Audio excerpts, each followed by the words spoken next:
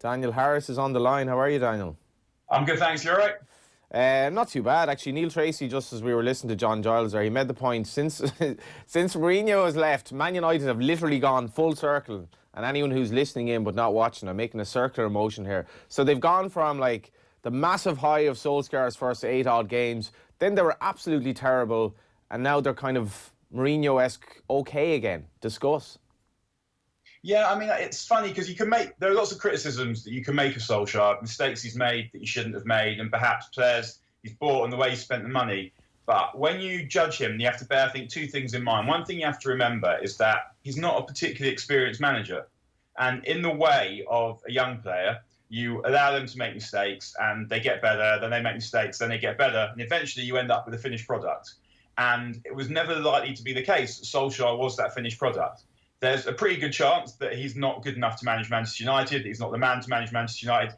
Of the 7 billion people in the world, most of the people aren't the right man to manage Manchester United. So the idea that a guy who also happened to score the goal that won the treble and be this great fan favourite is also a brilliant football manager just seems ridiculous. So the chances are he's not the right man, but you have to allow him to learn on the job because he isn't the finished article. I think the other thing that people have to bear in mind is that he's also had quite a lot of bad luck as United manager. If you think about just this season, he's basically not had Pogba almost the whole season. And Pogba is his best player by far. He's not had Martial, who was someone who he was relying on. I mean, that itself sounds ridiculous, but someone who he was relying on for quite a lot of the season. As soon as Martial came back and United started to play a bit better, McTominay, the one midfield player he can't do without, then he got injured. But when he's had most of his good players available, so the 2 games against Chelsea, the game against Tottenham the other night, you've actually seen a team that looks like, with a couple of signings and with some improvements, might actually turn into something worth talking about. Daniel, just to go back on something you said early on in that point there, you mentioned how, like, Solskjaer coming in, he has to learn on the job. We're almost, like, coming up on a year into it now. In your opinion, how much have we seen him actually learning on the job? What do you think we have seen him learn? I think that he's got quite a good idea of who the good players are, and I think he actually sussed that out pretty quickly. He started off playing a sort of a 4-2-3-1. Now he's playing what looks more to me like a 4-3-3, and I think that is the best way of getting the most out of his players. He learned that Marcus Rashford, and I mean, I say he learned as though this was something that I knew. It wasn't something that I knew. I thought Marcus Rashford was a centre forward, but we're watching Marcus Rashford play now, and it's actually pretty clear that he's a wide attacker off the left. So he's learned that. He decided that that was what Harry was going to play at the beginning of the season, and that's working pretty well now. He had to play Marcus Rashford on through the middle when Martial was injured. That didn't work so well, except he didn't have to do that when Martial was injured, and I think that's one of the mistakes that he made. And something that perhaps he's learned is that if you look at the game on Tuesday, he played Mason Greenwood through the middle, and that kept Rashford where he's most dangerous. And Mason Greenwood is a centre forward, and he looks like he's someone who's ready to damage Premier League defences. So it was actually a bit odd. Before the game against Tottenham, Solskjaer said to Amazon, gosh, what a ridiculous sentence that is. Solskjaer said to Amazon that he'd like to order some books, but could he cancel his Brett anyway? That he's been looking forward to the opportunity to see Greenwood play centre forward against the Premier League defence. And I was kind of sitting there watching it, like shaking my hand, shaking my head, shaking his neck, because when Martial was injured, he steadfastly refused to play Greenwood almost at all in the league, never mind through the middle. And by playing Greenwood through the middle, I thought we could see that his movement was excellent. He gave options, he showed for the ball, he held up the ball better than I feared that he might. And now I hope that he keeps his place for the weekend and beyond that. You're doing an awful lot of shaking there, Dan.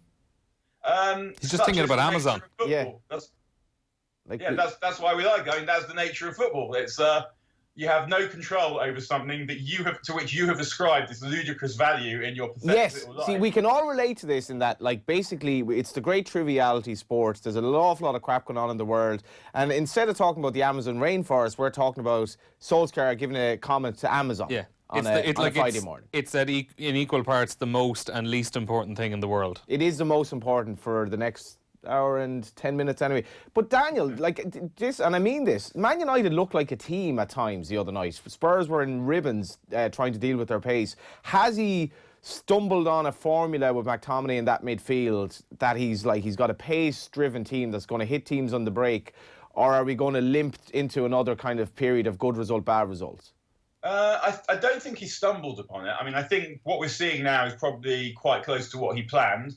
But I do think we will probably see good performances and bad performances, partly because he doesn't have any strength. There are a few players he just can't afford to lose, and it's unlikely that these players will be able to sustain their top form throughout a whole season.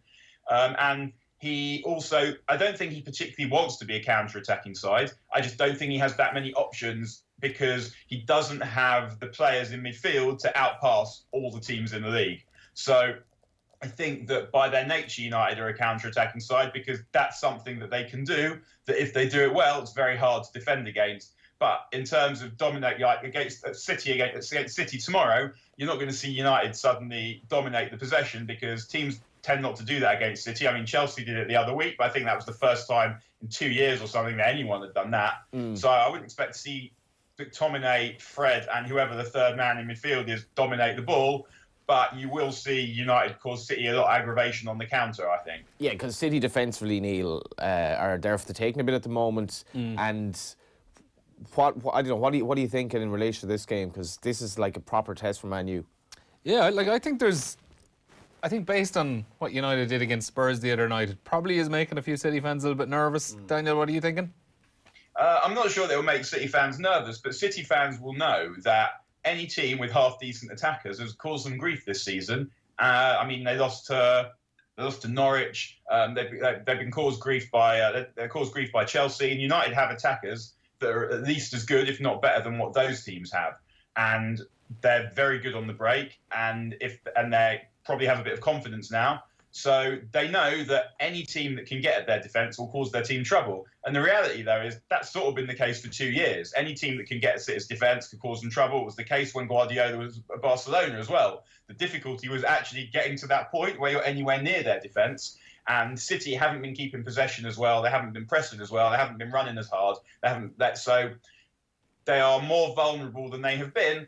But their best is still probably the best of any side in the world. So it does depend not just on how well United play, but probably depends quite a lot more on how well City play. If City turn up and they play 90%, then you'll probably see them win by a couple of goals because you'd see them do that to most teams in the world.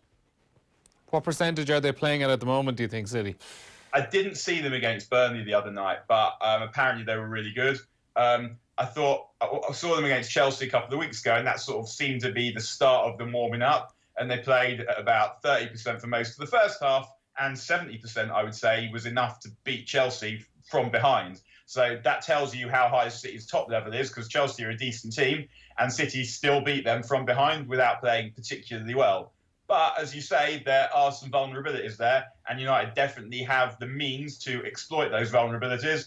The problem for United now is after spending the first few months of the season struggling to score goals, they're now struggling to keep them out. And not just struggling to keep them out, but struggling to keep them out at the right times. So it's all very well conceding relatively few goals, which they've still done. But if you're conceding one in every game rather than scoring 4 and conceding 2, then winning a game 1-0, that is problematic. And that's what they're doing. They're not keeping any clean sheets.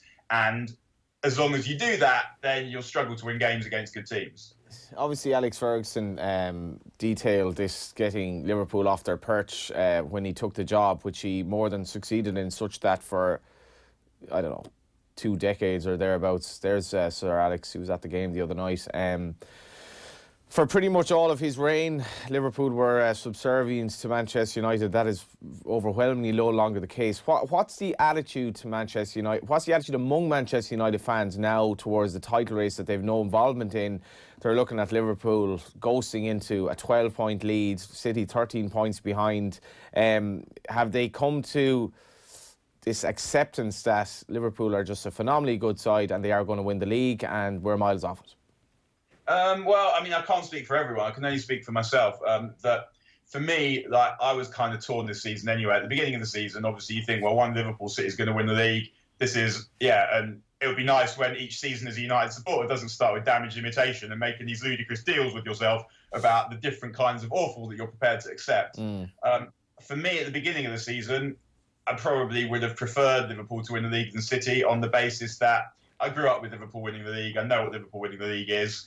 And they've gone well beyond United's 26 years without a league title, and it's going to happen at some point. So if Liverpool win the league this season and City don't win the European Cup, then it sort of closes, in my mind anyway, it sort of closes the debate about who the best team is of the Premier League era, and it isn't going to be City, because if they only end up with this team wins 2 league titles and no European Cups, then to me that compares unfavourably with 2 of Fergie's teams that have won 3 league titles in a row and a European Cup to go with it. So I guess the pact that I had made was that actually I would prefer United maintaining that status and Liverpool winning the league than City winning the league. But, I mean, ultimately, I think it would be nicer if it was perhaps a bit closer so that one of them suffered heartbreak at the end. But then I guess one of them suffers that kind of elation at the end as well. So, I mean, we're not talking about anything good here. It's like the death penalty or a life sentence. Yeah. These are the ludicrous deals we have to make with ourselves. I mean, we got a guy on, a purported football expert this morning, Daniel Harris, who admitted to making a deal with himself before the start of the season. We get it all here in OTBAM. Final question for you, Daniel.